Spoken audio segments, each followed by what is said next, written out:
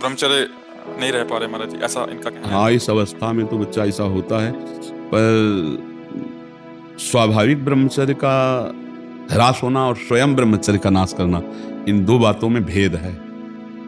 एक परमहंस श्री ओंकारानंद सरस्वती से जब हमारा नैष्ठिक ब्रह्मचर्य का समय था 17-18 वर्ष के, तो उन्होंने कहा था कि अपने हाथ के द्वारा कोई क्रिया या किसी कुसंग के द्वारा कोई क्रिया ना हो, और स्वाभाविक ऐसे तो जैसे दाल में उफान निकल जाता है, ऐसे वो वीर्य का उफान होता है, ना कि वो ब्रह्मचर्य नष्ट माना जाता है। अगर कोई क्रिया के द्वारा नष्ट कर रहे हो तब तो फिर आपको रोकना ही होगा, और उस स्वाभाविक स्थिति के लिए जैसे 2 किलोमीटर दौड़ लगाओ, 2-4 लीटर पानी शरीर को, जो पेट साफ रहे, नस नाड़ियों से गर्मी शांत रहे, नहाने के समय उदर में ज्यादा ठंडा पानी ऐसे डाले, कुछ देर प्राणायाम व्यायाम करे, सात्विक आहार करे, गंदी बातें न सुने न देखे न मिले, तो मुझे लगता है ब्रह्मचर्य बच्चा पक्का हो जाएगा।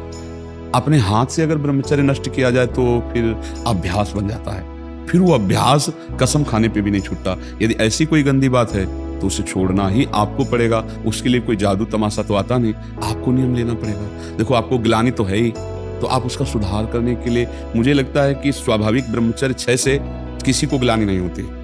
ज्यादा ग्लानि होती जब नियम धारण करना चाहते हैं और फिर हम जब नहीं धारण कर पाते, तब हमें परेशानी होती है। क्यों? ऐसी ही तो परेशानी होगी। हाँ महाराज जी, ऐसी है।